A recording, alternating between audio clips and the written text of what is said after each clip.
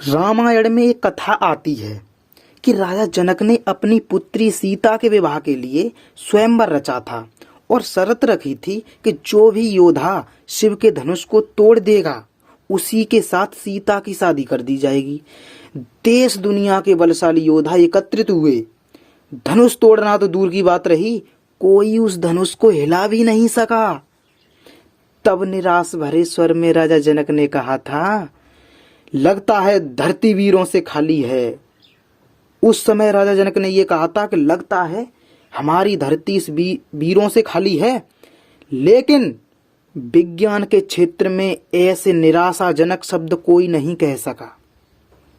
विज्ञान के क्षेत्र में, साइंस के क्षेत्र में ऐसे निराशाजनक शब्द कोई नहीं कह सका। देश दुनिया में ऐसे ऐसे धुरंधर वैज्ञानिक हुए जिन्होंने ऐसी अद्भुत खोजें की कि लोगों के दांतों तले उंगली दबानी पड़ी। उन्हीं धुरंधर वैज्ञानिकों की श्रेणी में सर आइजक न्यूटन का नाम आता है। वैज्ञानिक तो बहुत सारे हुए, साइंटिस्ट बहुत सारे हुए, लेकिन उन्हीं साइंटिस्टों में एक धुरंधर साइंटिस्ट सर आइजक न्यूटन का नाम भी आता है। ठीक है, यह वही आइजक न्यूटन है। ये जो आइजक न्यूटन है ना, ये वही आइजक न्यूटन है जिनका जन्म उसी वर्ष में हुआ था जिस वर्ष में महान वैज्ञानिक गैलीलियो की मृत्यु हुई थी। उसी वर्ष गैलीलियो की डेथ हुई थी। हमारे सामने प्रतिदिन अनेक भौतिक घटनाएं घटती रहती हैं। इस घटनाओं को देखकर हमें कभी कभी कौतूहल तो होता है, परंतु ऐसे कितने व्यक्ति हैं जिनकी इन साधारण बातों से कल्पना शक्ति जागृत हो जाती है और वे प्रकृति के रहस्यों को खोलने खगोलने के लिए जुट जाते हैं। हजारों करोड़ों सालों से, लाखों करोड़ों सालों से लोग सुनते और देखते आए हैं कि ऊपर से गिरने वाली वस्तुएं पृथ्वी पर ही आकर टिकती हैं। ये कौन सी बात है भाई? हाँ, ऊपर से गिरने वाली वस्तुएं नीचे ही क्यों टिकती हैं? लेकिन इस पर कभी किसी ने कोई प्रश्न नहीं उठाया। भाई, किसी ने प्रश्न नहीं उठाया कि ऐसा क्यों होता है। परंतु जब न्यूटन के सामने पेड़ से टूटकर सेब भूमि पर गिरा तो उस सेब ने न्यूटन के मस्तिष्क को ऐसा झकझोरा कि उनके ज्ञान चक्षु खुल गए। मतलब उनके ज्ञान की आंखें खुल गईं और उन्होंने मात्र 24 वर्ष की उम्र में ही, कितनी वर्ष की उम्र में ही, 24 ईयर की उम्र में ही आकाशीय पिंडों की गति का नियम खोज डाला। बताइए कितने दिमागदार ये साइंटिस्ट थे। इन साइंटिस्ट की जो मैं बायोग्राफी डिस्कस करने जा रहा हूँ, उसे सुनने से पहले आप लोग मेरे चैनल को सब्सक्राइब कर लीजिए और बेल आइकन को प्रेस कर लीजिए और वीडियो को लाइक शेयर कीजिए, कमेंट कीजिए आगे और भी वीडियो आने के लिए। हाँ, तो शुरू करते हैं। इस महान वैज्ञानिक को प्रकृति से अति प्रेम था। ये जो साइंटिस्ट थे ना, आइजक न्यूटन, इसको प्रकृति, नेचर से बहुत ही लव, प्रेम था। उनका जीवन किसी साधु संत से कम नहीं था। ये एक प्रकार से वैज्ञानिक एक साधु संत की तरह थे, इसीलिए उन्हें एक वैज्ञानिक संत कहा गया। वे प्रकृति के रहस्यों को खोलने खगोलने में ऐसे जुटे कि न केवल भौतिक विज्ञान, मतलब ये विज्ञान के क्षेत्र में ऐसे जुटे, ये केवल भौतिकी विज्ञान ही नहीं अपितु रसायन विज्ञान, खगोली, भूगोल और गणित के क्षेत्र में भी उन्होंने अनेक अनसुलझी गुत्थियों को सुलझाया है। इंग्लैंड के लिंकनशायर के वुल्सथॉर्प में सर आइजक न्यूटन का जन्म स्थान तहलटी में बसा हुआ था। मैं आपसे एक बात कहना चाहता हूँ, ये जो लिंकनशायर, ये जो कस्बा है, ये यूरोप के महाद्वीप का एक जाना माना देश इंग्लैंड में है। ये यूरोप एक महाद्वीप है, उसमें एक जाना माना बहुत बड़ा देश इंग्लैंड है।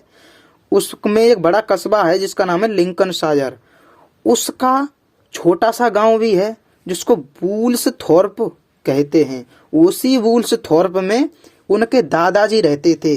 उनके दादा, जो न्यूटन के दादाजी का नाम था रॉबर्ट न्यूटन। उनके दादाजी का क्या नाम था? रॉबर्ट न्यूटन, जो अच्छी खेती और एक बड़े चरागाह के मालिक थे। उनका लंबा चौड़ा फार्म हाउस भी था जिसमें बड़ी संख्या में भेड़ें चराया करती थीं सेब एवं अन्य फलों का भी उनके पास बाग थे, बगीचे थे। पशुओं की संख्या भी काफी थी। एक प्रकार मतलब एक प्रकार से देखा जाए तो रॉबर्ट जो उनके दादाजी थे एक धनी किसानों की श्रेणी में गिने जाते थे। ठीक है, रॉबर्ट के एक ही पुत्र था। जो रॉबर्ट जो उनके दादाजी थे ना, उनका एक ही पुत्र था जिनका नाम आइजक न्यूटन था। हाँ, इससे आप समझ सकते हो कि न्यूटन के पिताजी का नाम आइजक न्यूटन था, उनका स्वयं का नाम भी आइजक न्यूटन था और उनके पिताजी का नाम भी आइजक न्यूटन था और उनके दादाजी का नाम था रॉबर्ट न्यूटन। ठीक है, उनका जन्म, उनके पिताजी का जन्म जो आइजक न्यूटन थे, उनका जन्म 1606 में हुआ था, 1606 में हुआ था। ठीक है, इस प्रकार आइजक न्यूटन को कृषि भूमि व कृषि कार्य विरासत में मिला था। उन्हें विरासत में ही मिल गया था क्योंकि उनके पिताजी जो करते थे वही वो भी करने लगे, किसान मतलब खेती बाड़ी। आइजक न्यूटन अनपढ़ थे, उनके पिताजी आइजक न्यूटन अनपढ़ थे, वो पढ़े लिखे नहीं थे, मतलब हस्ताक्षर भी नहीं करने जानते थे वो ठीक से। शादी की उम्र आने पर अप्रैल 1642 में, मतलब अप्रैल 1642 में आइजक न्यूटन और हन्ना एस्काफ की शादी हुई। मतलब आइजक न्यूटन की माँ का नाम था हन्ना स्कैफ। ठीक है, स्काफ। तो उनके पिताजी का नाम भी आइजक न्यूटन था। तो यहाँ पर नहीं कन्फ्यूजन की बात है, उनके पुत्र का भी नाम आइजक न्यूटन था, उनके पिताजी का नाम भी आइजक न्यूटन था। तो हालांकि उनका अभी जन्म नहीं हुआ है, लेकिन बात तो डिस्कस तो उन्हीं की कर रहे हैं। तो अभी आइजक न्यूटन उनको मानकर चलिए, उनके पिताजी को। ठीक है, उनके दादाजी का नाम तो रॉबर्ट न्यूटन था ही, इसलिए आप लोग आइजक न्यूटन अभी उनके पिताजी हैं। ठीक है, अभी आइजक न्यूटन का जन्म भी नहीं हुआ है। ठीक है, हाँ, तो उनका विवाह जब हुआ था सर आइजक न्यूटन का हन्ना एस्काफ के साथ, और उनका जब विवाह हुआ तो उसके बाद में उनकी पत्नी जो थी ना हन्ना, उनका नाम हन्ना न्यूटन रख लिया बाद में। और वो भी एक धनी परिवार से ही थी, जो उनकी पत्नी थी ना वो भी एक मतलब धनी परिवार से थी। हाँ, तो जब उनके पिताजी जो आइजक न्यूटन थे उनकी तो शादी हो गई, तो शादी होने के ही कुछ समय पश्चात उनकी तो मृत्यु हो गई। ठीक है, तो मृत्यु हुई तो जब वो गर्भवती थी, वो उनकी माँ हन्ना न्यूटन जो थी ना वो गर्भवती थी।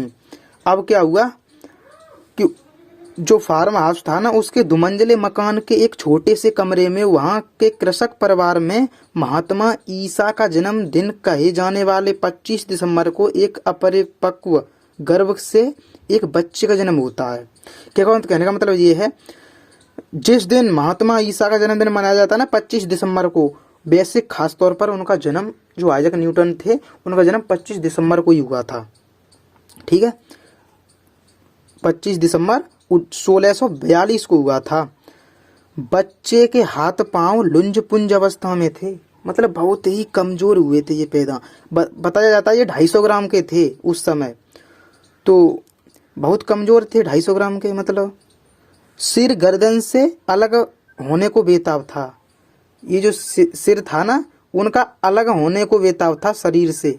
ठीक है, तो हाँ मतलब कमजोर हुए थे। तो उनकी माँ जो थी ना हैना, क्या था नाम था उनका, हन्ना न्यूटन, तो वो उनको नहीं डाउट था कि मेरा बच्चा अब नहीं बचेगा, मतलब बचने को उम्मीद नहीं थी, इतना कमजोरी हुआ था, आइजक न्यूटन कमजोर हुए थे बहुत, तो बचने की कोई उम्मीद नहीं थी। तो इस बच्चे की हालत इतनी नाजुक थी कि उसकी जन्मदात्री माँ को बच्चे के जीवित रहने की कोई उम्मीद नहीं थी। ठीक है, और ना उम्मीदी के इसी माहौल में बिना किसी तामझाम के बच्चे का नाम आइजक न्यूटन रख दिया। और वो वैसे भी उनके पिताजी का नाम आइजक न्यूटन था तो उन्हीं के नाम पर रख दिया। नामकरण और ईसाई धर्म में संस्कार का यह कार्य 1 जनवरी 1643 को किया गया, मतलब 1 जनवरी 1643 को किया गया था। ठीक है, आइजक न्यूटन का पैतृक परिवार तो पता ही, किसान थे वो लोग। ठीक है, तो इस प्रकार धीरे धीरे वो बड़े होने लगे, मतलब बहुत छोटे से ही बहुत ही माइंडेड में बता चुका हूँ।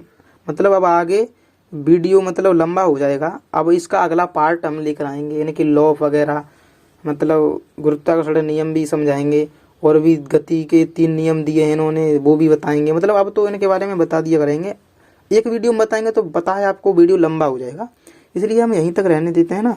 अब आगे दूसरी वीडियो बना देंगे। तो डोंट वरी, चैनल को सब्सक्राइब कर लीजिए हमारे को, TCL फिजिसिस्ट को, ठीक है।